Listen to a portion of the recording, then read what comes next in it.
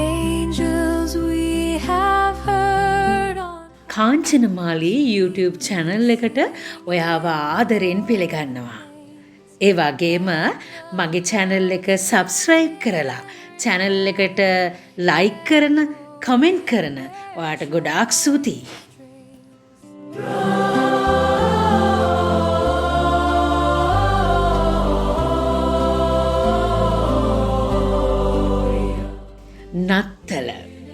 නත්තල කියන්නේ හරිම ලස්සන උත්සවයක්. ආගම් ජාති ભેදයක් නැතිවම මුළු ලෝකයක් උත්සව ශ්‍රීයෙන් ඇලලී යන කාලයක්.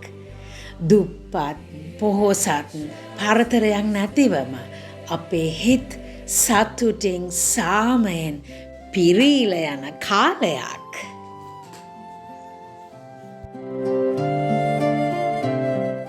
අපි දැනුවත්ව හෝ නොදැනුවත්ව අපි නත්තලේ සතුට විඳිනවා.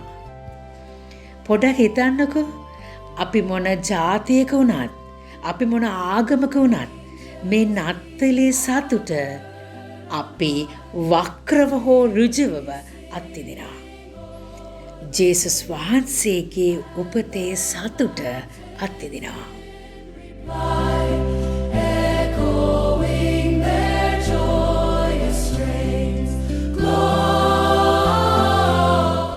අපි හිතන තරම් නත්තල සරල උත්සවයක් නෙමෙයි. නත්තල කියන්නේ ගස්වත්, ගීතවත්, ඇඳුම් පැළඳුම්වත්, කෑම බීමවත්, තෑගි වලටවත් සීමා වුණු දෙයක් නෙමෙයි. ආදරණීය හිතවතුනේ, නත්තල කියන්නේ දෙවියන් වහන්සේ මනුෂ්‍යත්වයට පැමිණි ඒ මහා රහස සමරන දවසටයි.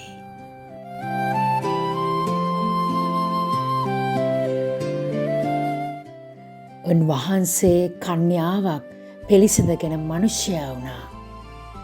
මරියතුමියගේ කුස උන්වහන්සේ තෝරාගත්තා.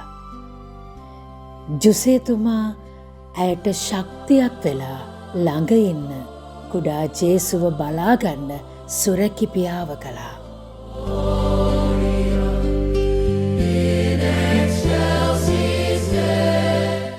දෙවියන් වහන්සේ මේ ලෝකය මැව්වේ වචනයෙන්.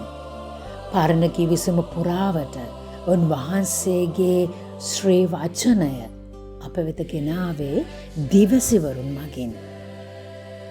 ඒ සදාකාලික වචනය වූ දෙවියන් වහන්සේ මනුෂ්‍ය දේහයක් ගත්තා.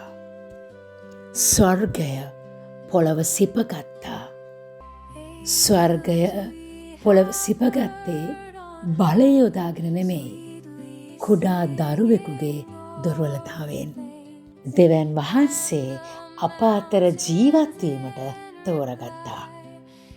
Echoing their joyous strains.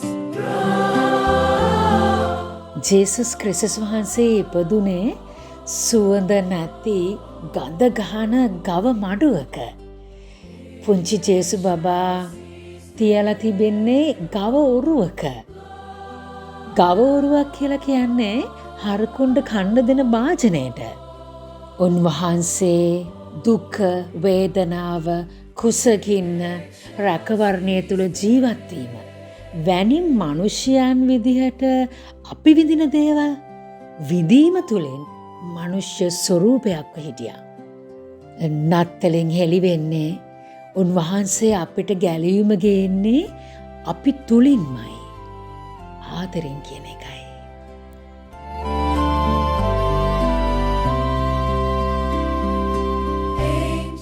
නත්තල කියන්නේ ගැලවීමේ කතාවේ ආරම්භය.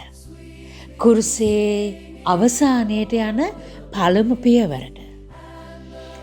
නත්තල තුලින් පරණ කිවිසුම පුරාවට උන්වහන්සේ දුන්න පොරොන්දුව, ඒ කියන්නේ ගැලවීම සත්‍යයක් වුණා.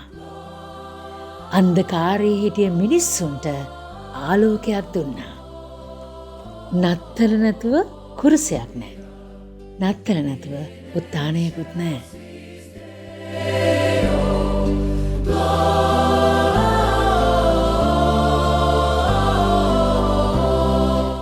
අරණ ගෙවිසම පුරාවට මිනිස්සු බලාපොරොත්තු වුණේ දෙවියන් වහන්සේගේ පැමිණීම විරාජමානව වඩින බලවන්ත අවස්ථාවක් විදියට.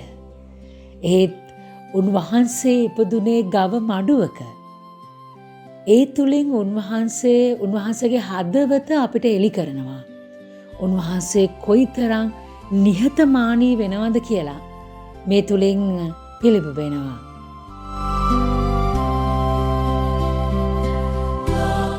ඇත්තටම නත්තලේ බලාපොරොත්තුව මොකද්ද? නත්තලේ බලාපොරොත්තුව මේ මොහොතකට අපි ලබන සතුට නෙමෙයි. අපි එක දවසක් තුල ලබන සතුටක් නෙමෙයි.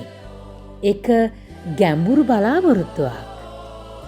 දෙවියන් වහන්සේ දැනටමත් ලෝකයට ඇවිත් එන්න හින්දා උන්වහන්සේ අපි එක්ක ඉන්නවා.